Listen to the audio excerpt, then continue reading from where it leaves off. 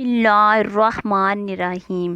حضرت علی کرم اللہ وجہہ سے مروی ہے کہ رسول اللہ صلی اللہ علیہ وآلہ وسلم کے پاس غلام آئے تو انہوں نے حضرت فاطمہ رضی اللہ تعالیٰ عنہ سے کہا، اپنے ابا جی حضور کے پاس جا کر ایک خادم مانگ لو جس سے تم کام کی مشقت سے بچ جاؤ۔ تو حضرت فاطمہ حضور صلی اللہ علیہ وآلہ وسلم کی خدمت میں شام کے وقت حاضر ہوئی تو حضور صلی اللہ علیہ وآلہ وسلم نے فرمایا، بیٹی کیا بات ہے؟ عرض کیا، کچھ نہیں، میں آپ کو سلام کرنے آئی ہوں۔ اور حضور صلی اللہ علیہ وآلہ وسلم سے کچھ مانگنے سے شرما گئی۔ جب گھر لوٹی تو حضرت علی نے کہا، تم نے کیا کیا؟ فرمایا، میں نے کچھ نہیں مانگا اور مجھے حیا آ گئی۔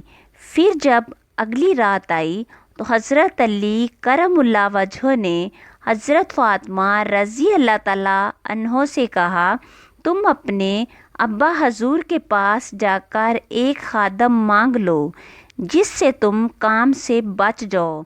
پھر وہ ابا جی کے پاس حاضر ہوئیں تو ان سے کچھ مانگتے ہوئے شرما گئی، حتیٰ کہ جب تیسری رات کی شام آئی تو ہم دونوں اکٹھے نکلے، یہاں تک کہ رسول اللہ صلی اللہ علیہ وآلہ وسلم کی خدمت میں حاضر ہو گئے تو حضور صلی اللہ علیہ وآلہ وسلم نے دریافت فرمایا، تم کس سبب سے آئے ہو؟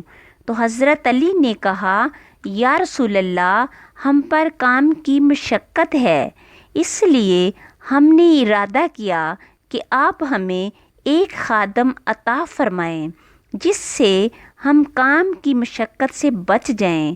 تو رسول اللہ صلی اللہ علیہ وآلہ وسلم نے ان سے فرمایا، کیا میں تم دونوں کو ایسی چیز بتاؤں جو تمہارے لیے سرخ اونٹوں سے بہتر ہو؟ حضرت علی کرم اللہ وجہہ نے عرض کیا، یا رسول اللہ صلی اللہ علیہ وآلہ وسلم، ہاں۔ فرمایا، تکبیرات، تسبیحات اور تحمیدات 100 مرتبہ جب تم سونے لگو تو تم رات ہزاروں نیکیوں پر گزارو گے، اور اسی طرح صبح کے وقت کرو تو تم ہزاروں نیکیوں پر اٹھو گے۔ حضرت علی کرم اللہ وجہہ فرماتے ہیں، جب سے میں نے یہ عمل رسول اللہ صلی اللہ علیہ وآلہ وسلم سے سنا ہے تو مجھ سے فوت نہیں ہوا، مگر جنگ صفین والی رات، کیونکہ میں اسے بھول گیا، یہاں تک کہ رات کے آخر میں مجھے یاد آیا تو اسی وقت پڑھ لیا۔ ناظرین، اگر آپ کو میری یہ ویڈیو پسند آئے تو ویڈیو کو لائک کریں، کمنٹ کریں اور اپنے دوستوں کے ساتھ شیئر کریں اور میرے چینل کو سبسکرائب کریں تاکہ اس طرح کی مزید ویڈیو میں آپ کے لیے بنا سکوں۔